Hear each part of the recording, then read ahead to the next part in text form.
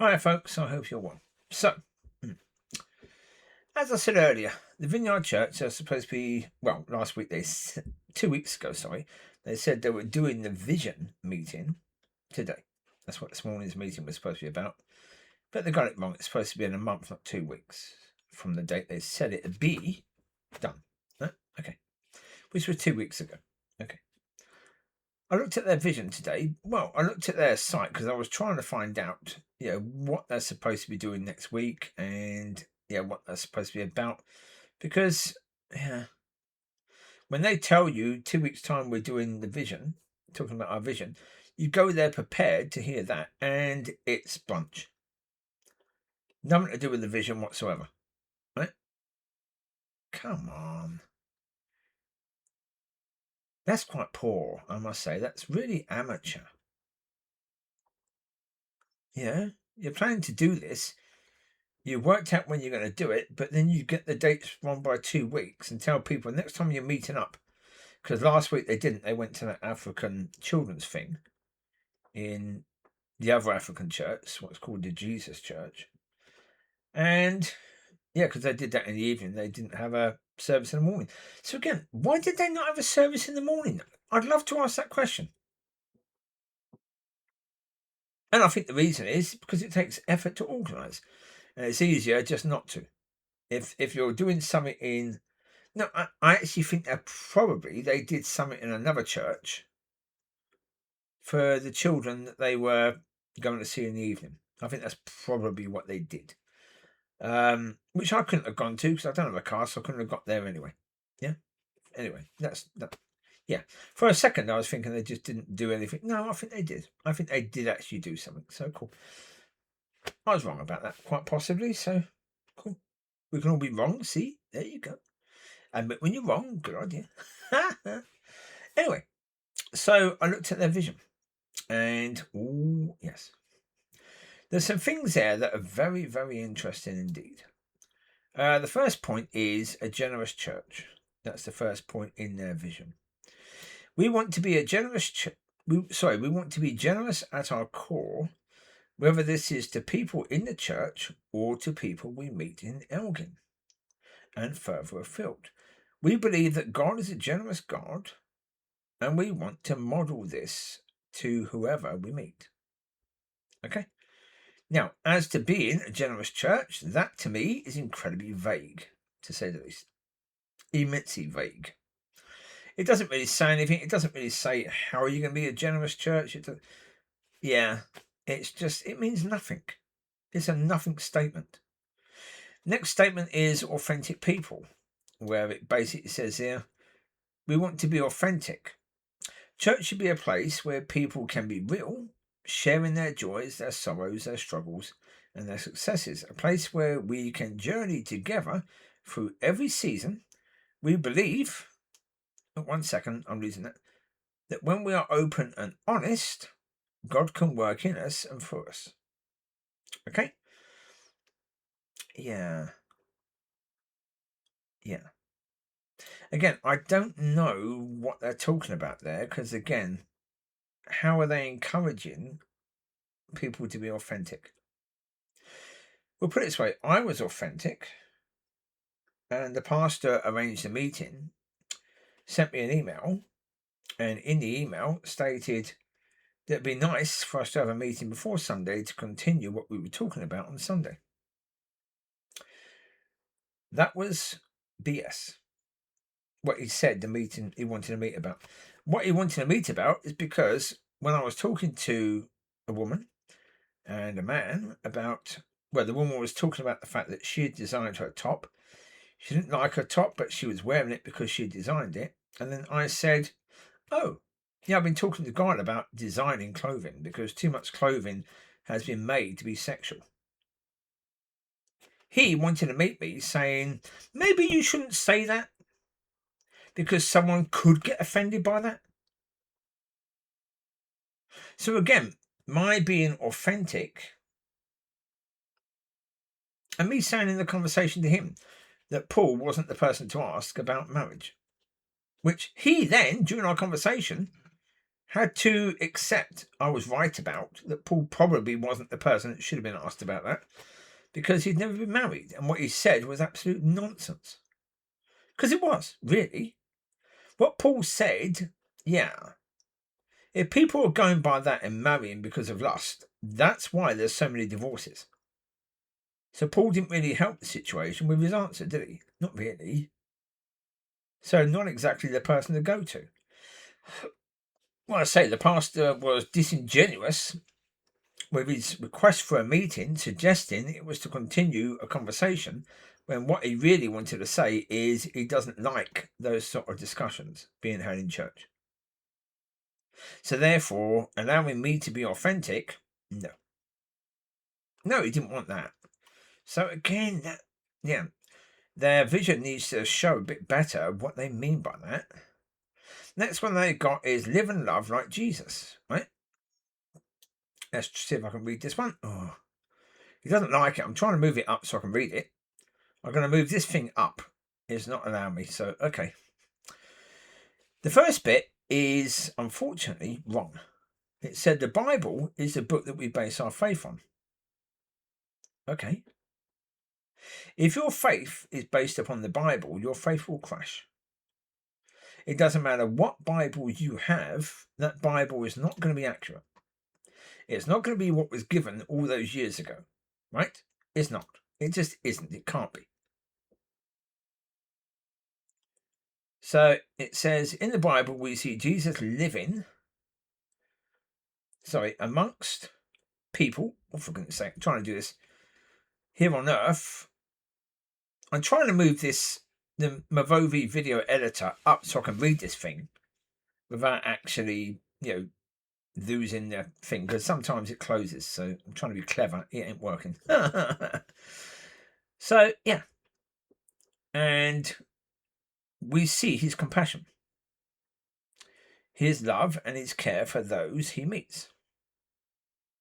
As we read the Bible together, we want to be challenged to live and love like Jesus here in Elgin and in the surrounding area. So, okay, live and love like Jesus, but there's no mention of dying for the people. Because isn't that the most important thing that he did?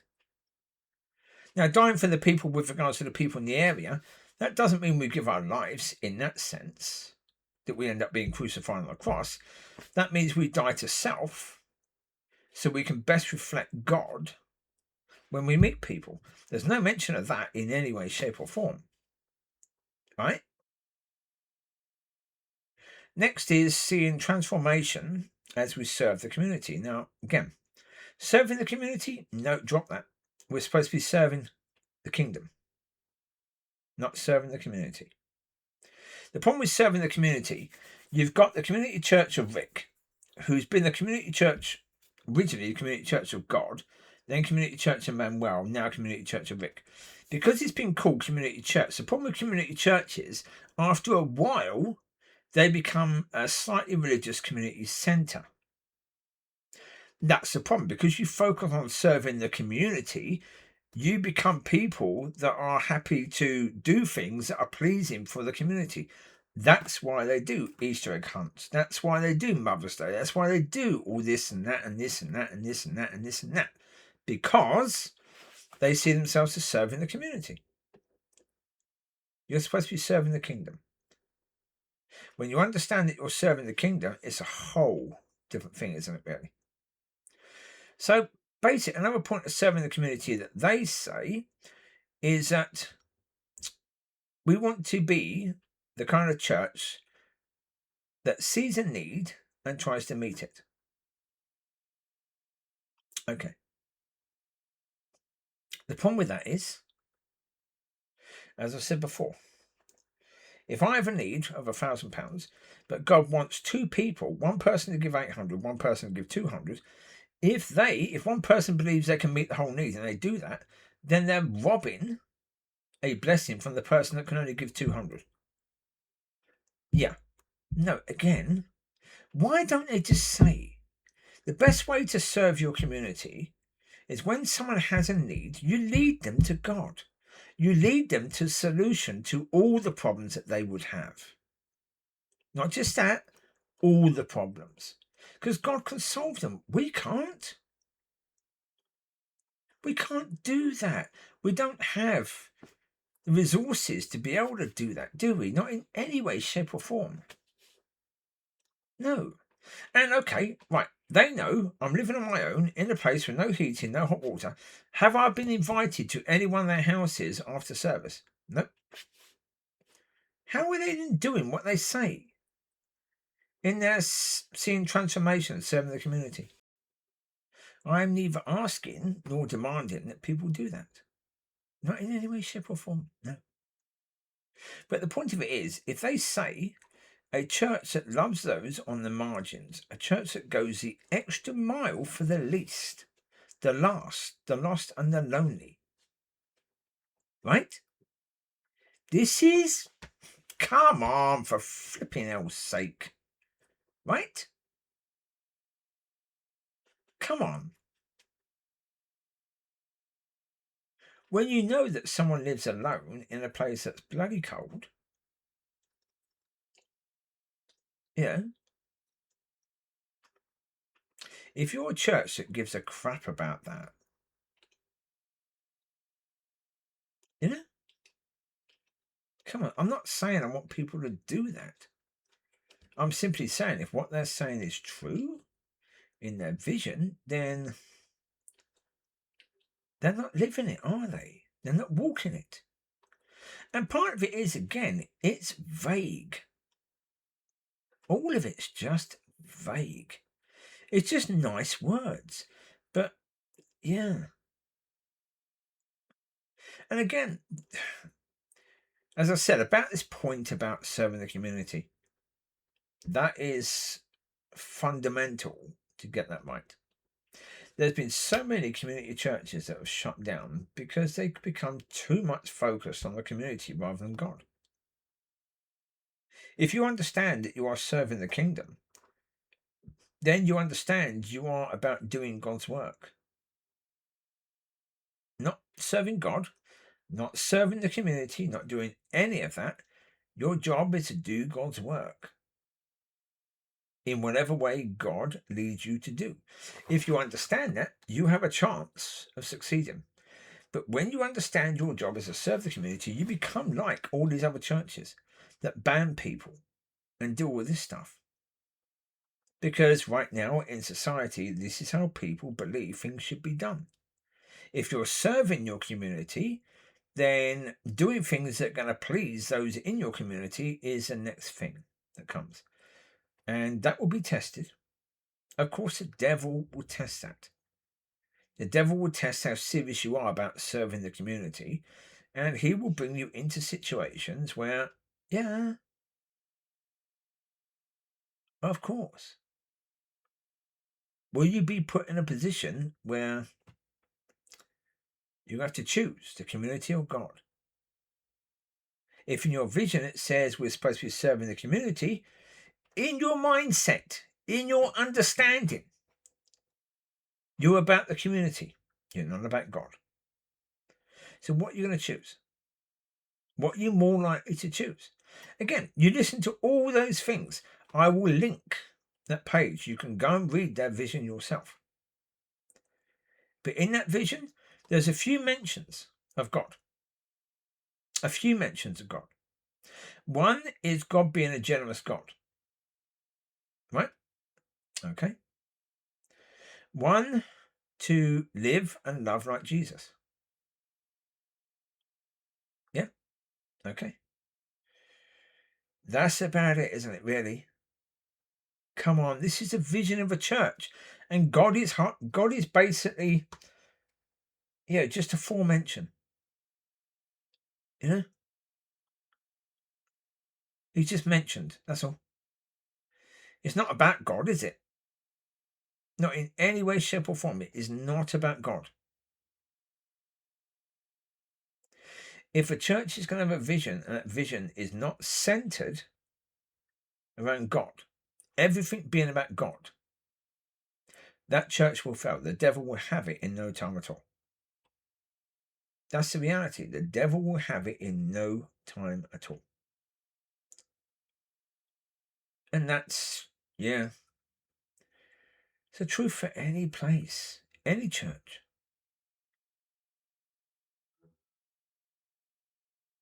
If your if your purpose isn't God driven,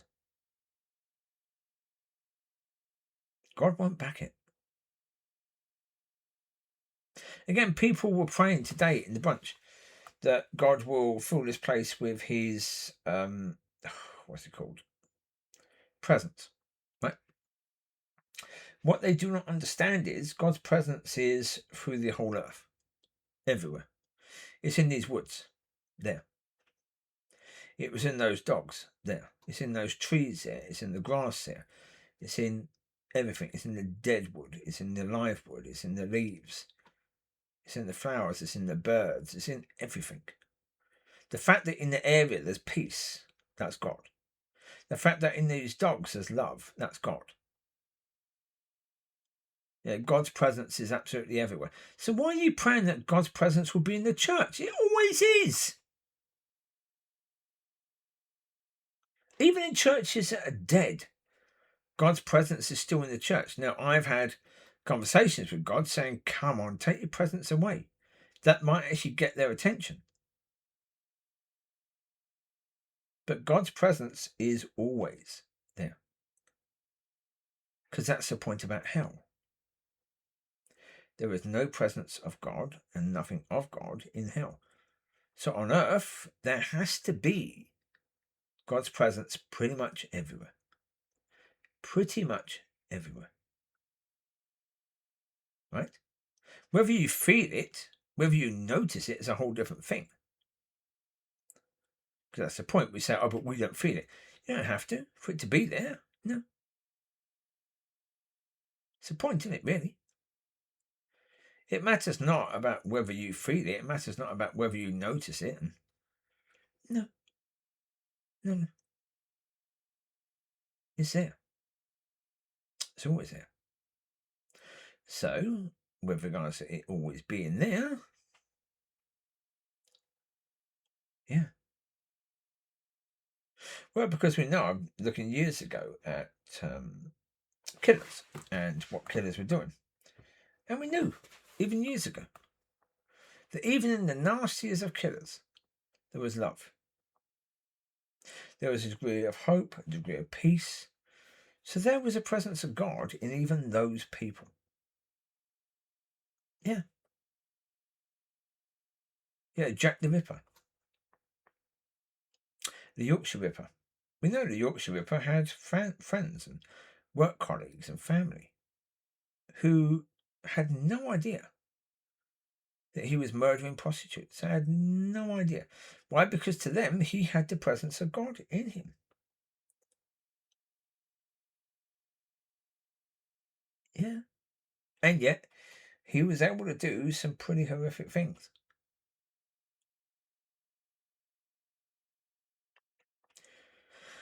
Yeah. So, yeah. We have people praying for some silly things in church. They have been for years. They pray for things that have always been there without understanding they've always been there. So, yeah. Anyway, there you go. You take care. God bless. I will link that thing.